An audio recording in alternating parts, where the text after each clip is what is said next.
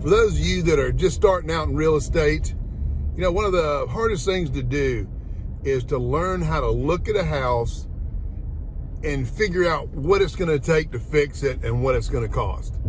So today I'm going to take you through a bank on foreclosure. We're going to take a look at some of the stuff that's wrong with it, give you an idea how to fix it, and go from there. I'm going to turn it off until we get in the house and we'll take a look. Okay, so here we are. This thing's a real jewel. You can tell that they've just had landscapers come through and just kind of chew everything up. It's going to need some new windows. Those things aren't going to make it. But let's get inside and turn it back on. One thing to watch out for when you're looking at old houses is things waiting for you to jump out and grab you. These things will eat you up if you're not careful. Okay, let's take a look at this jewel.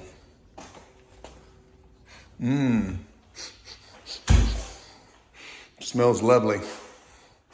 Smells real interesting. Yeah, afraid of that. You're gonna have some windows that are gonna be bad. These are old crank windows, the old crank out awnings. You can still find parts for them somewhere, but it's kind of tough. Sliding glass door, nice little front porch. Doesn't look any too secure. It's got one of those old tile ceilings. It's the foam-like tile, and it doesn't like water real well, as you can see. We've got a little living room here. It's got stick down tile in here. Some more evidence of water damage. Oh, it just keeps getting better. Yeah, I didn't see any air conditioner vent, so I'm guessing we don't have central air. I got this window unit here, and you can see where the water has just been eating that up, eating that wall up, dripping out of the AC unit. Boy, it smells good in here.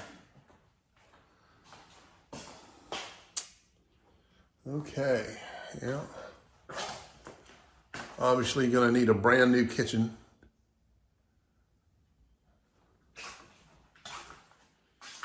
It's where the refrigerator hides, if there was one.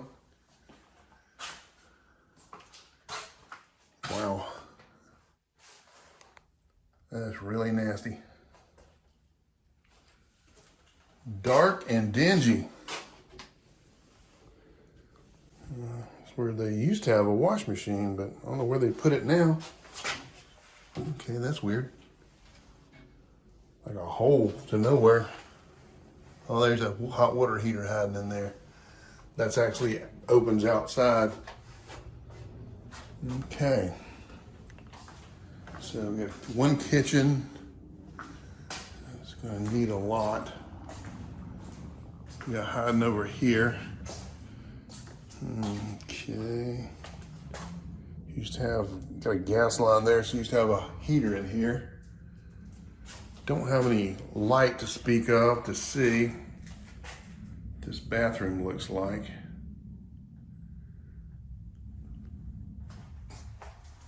Suffice to say, can't really show it to you, but it's not nice.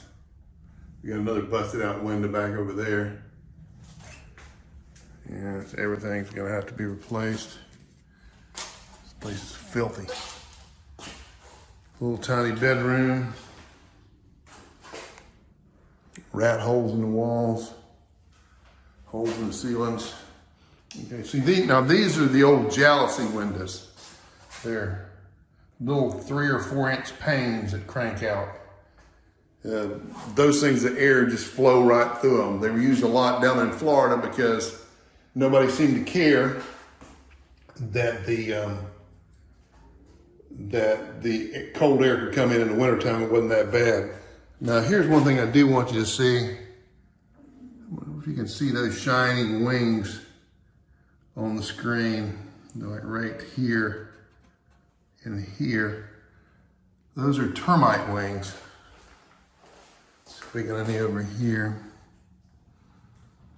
Yeah, who knows? They may not be in here. You know, in Florida, there's two kinds of buildings: those that have had termites and those that have termites. And there's a third one: those that are gonna have termites, because they're all gonna. Look at the dirt.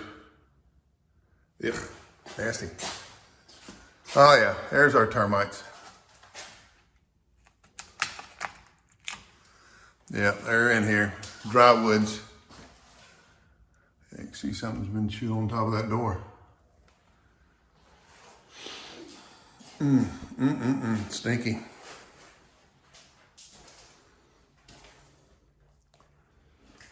This place is old.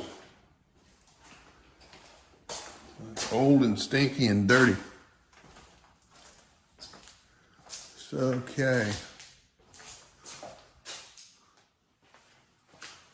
I think we've seen some more over here. Let's see what we got over here.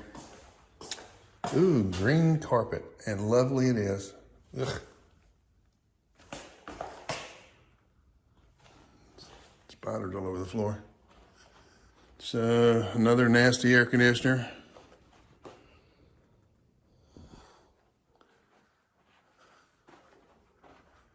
Another really nasty bathroom.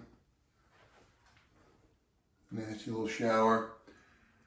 Okay, so we're gonna need 2 bathrooms complete on this. Wallpaper, which is an absolute nightmare to take off, and it's peeling, so you can't leave it.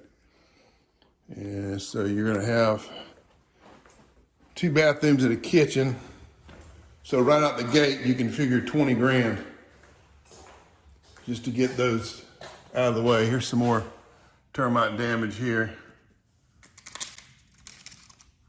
So yeah, and so you're gonna have it tinted. So you're looking at another couple $1,000, and then repair all this trim work, because you'll have to go through and touch every single piece of trim in the house, even before you paint it. More wallpaper. Yeah, this one's gonna be a project, and it's got some obvious defects here. So a couple more termites there. See these are termite droppings.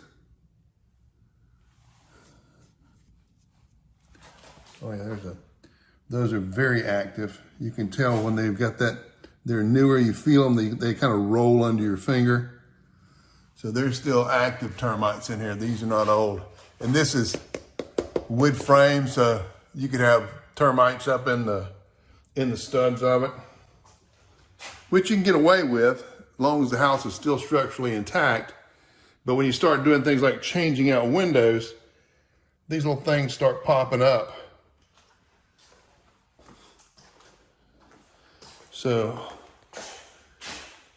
to me, just standing here and looking around, this is a rehab that's gonna go north of $40,000, easy.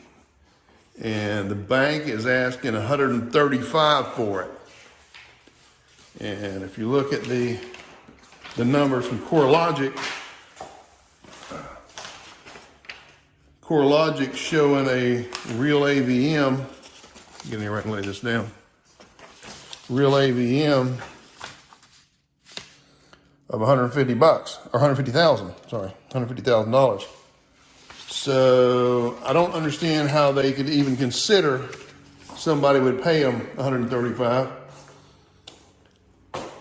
Personally, I would be thinking this would be more in the $100,000 range, because I think the CoreLogic number is a little low, but this thing is going to need a truckload of work. You'd have to really put a fine point on it. Let's walk outside and see what it looks like on the outside. That is one healthy looking wasp nest, isn't it? Ow. Okay, it looks like they used to, maybe at one time could this possibly been a carport? This is that bedroom on the inside. So I'm wondering if that wasn't a carport at one point. But, oh wow. Check out the damage on the outside. Now this, see the way the difference and how they kind of channeled it, and the difference in the look of the way the wood's messed up. This is subterranean termites. They start down here at the bottom and just work their way right up. They have chewed this place up. And you've got dry woods up here. Wow. Yeah, this thing's if you look at the face, you can see where they've eaten a lot of wood out of this place. This one's gonna be tough to bring this back around. This would be a major painful project. Nice yard, okay neighborhood, but it's, you know, this isn't a $250,000 neighborhood. And look at that giant hole there. You know that it's got to be full of rats up there. Yeah, that's too bad. Somebody let this house go this bad. Yeah, I think this was a definite pass. You know, if you did, there's another hole way over there up in the roof. That thing is covered up in rats inside. You know it's got to be.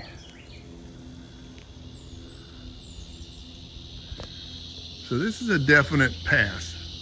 Unless you can get this thing, I would not be willing to probably go much over about 70,000 on this, even, you know, maybe not even that, just because of the amount of work that it needs, you know, and consider the neighborhood. There's not a real giant upside on this. Plus it's got a flat roof, which is always going to be an issue. You can't really get in there and check and see what the rafters look like until you open it up, and then obviously by that time it's too late. So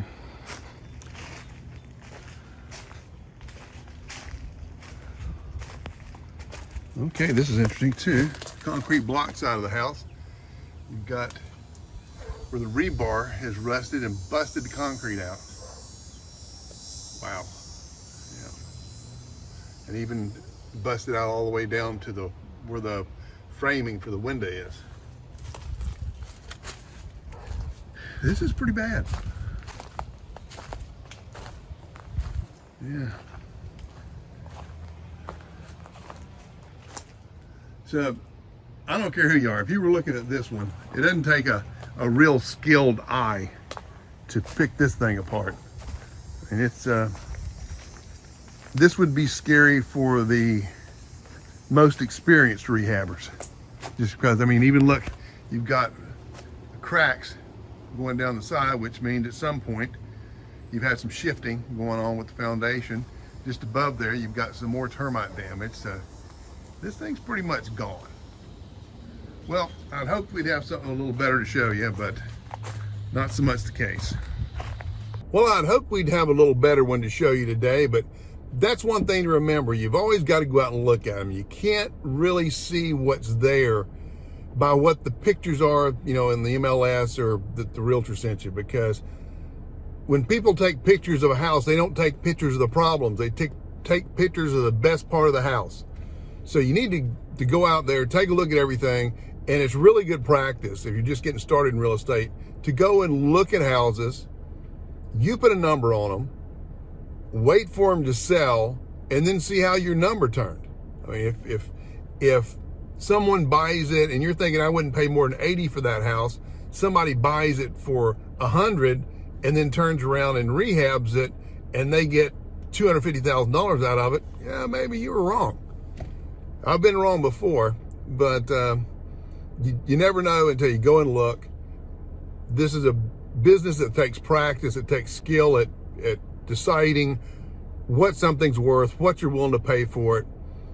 And just remember, when you start feeling bad about not getting a property and somebody else getting it and making a profit on it, I've never lost money on a house I didn't buy. Well, that's all for today, and I'll check you out next time. See you later.